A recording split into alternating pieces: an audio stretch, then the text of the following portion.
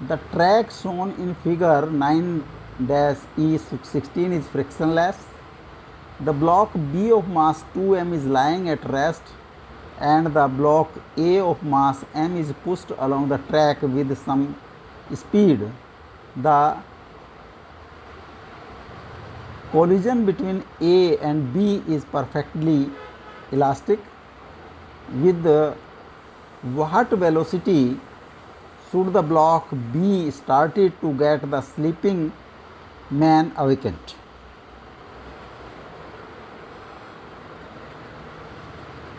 Suppose यहाँ पर speed of A is v.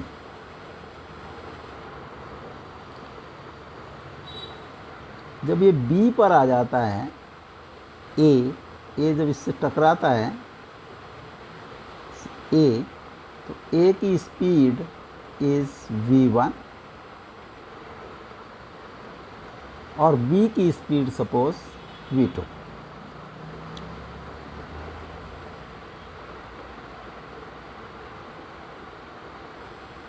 जब initial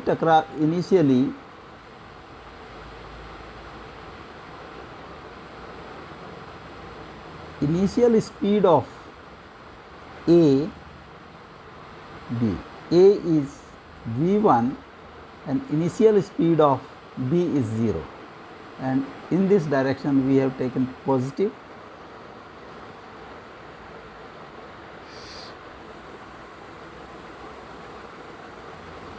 After collision, speed of B becomes v2 and speed of A becomes v1 dash.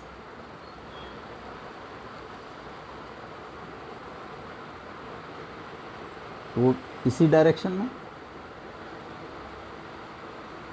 तो velocity of separation is v2 minus v1 dash will be equal to velocity of approach, and this is E. For perfectly elastic, this is 1. So v2 minus v1 dash will equal to v1.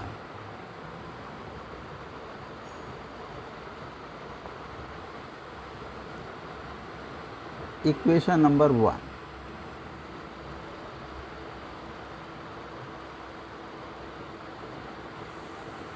v2 की speed, यहाँ पर B की speed must be such that it reaches at height h B. तो kinetic energy of B at lowest point is half into mass 2m into v2 square. This must be equal to minimum 2gh. 2m से 2m cross हो गया, v2 is equal to 2gh का root. तो v2 की value आ जाती है 2h का root.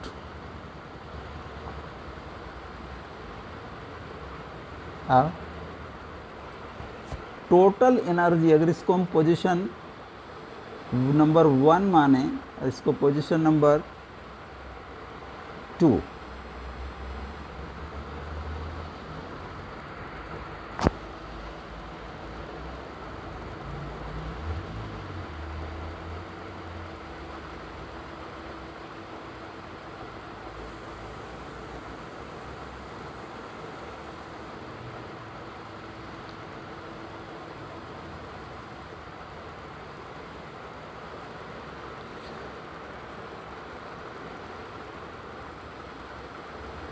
for elastic collision,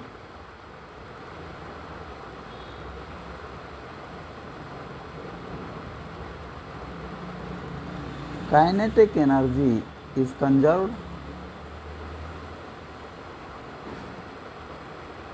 This is equation number 2. तो kinetic energy of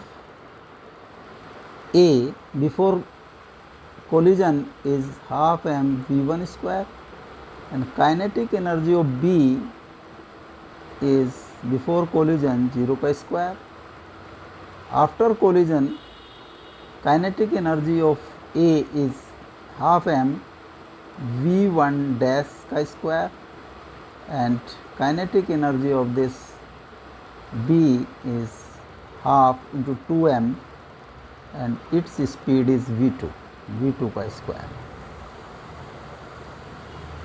तो half m v1 square is equal to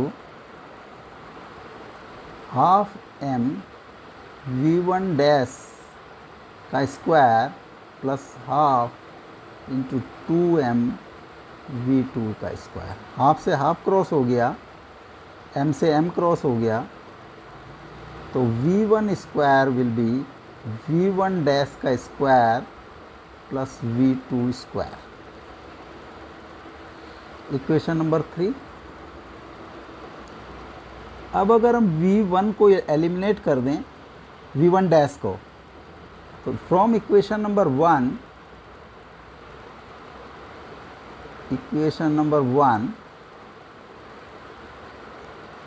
v1 dash will be equal to v2 minus v1.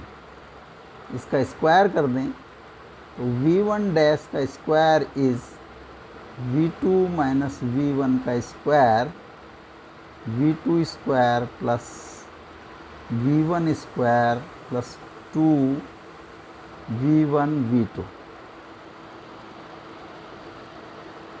Put this value in equation number 3. तो v1 square is equal to v2 square plus v1 square plus 2v1 v2 plus v2 square. This is minus.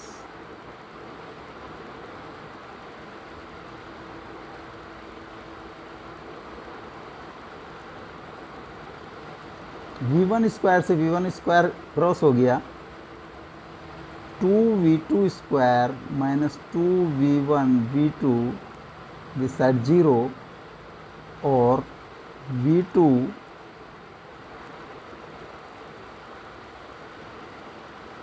Minus 2v2 से divide कर दिया v1, तो v2 is equal to v1.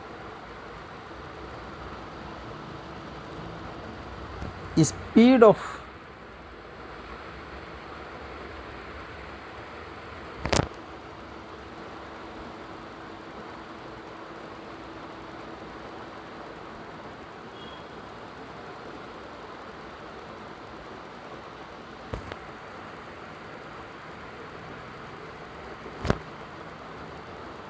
this is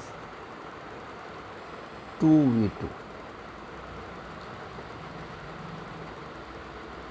2v2 square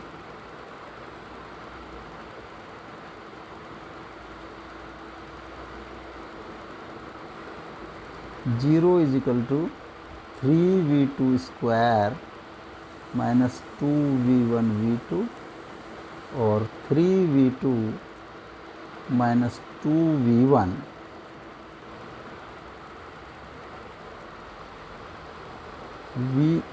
v1 is equal to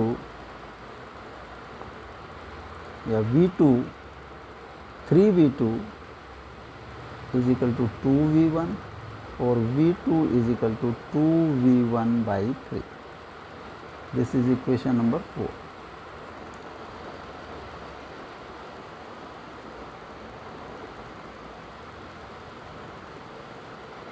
And v2 is from equation number 2 root 2gh.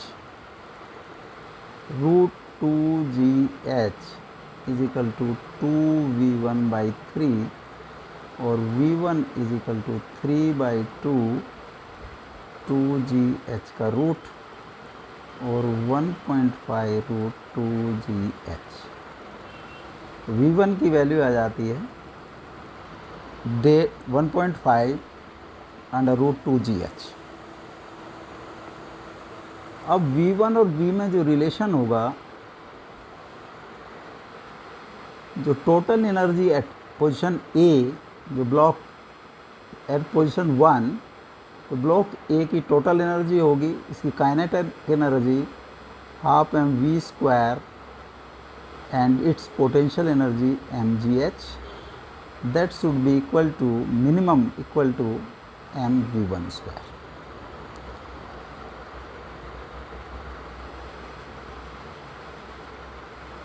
Half m से m cross हो जाएंगे, plus gh is equal to mv1² और v² plus 2gh, this is half, m cross हो जाएगा,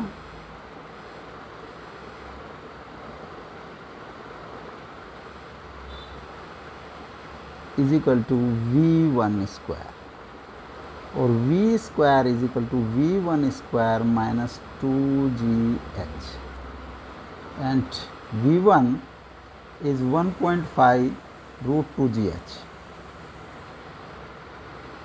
1.5 root 2gh इसका square minus 2gh, 2.25 into 2gh minus 2gh, 4.5 gh minus 2gh is equal to 2.5 gh। तो v की minimum value must be root 2.5 under root gh। जो minimum value of speed of A होगी, that is this much 2.5 gh।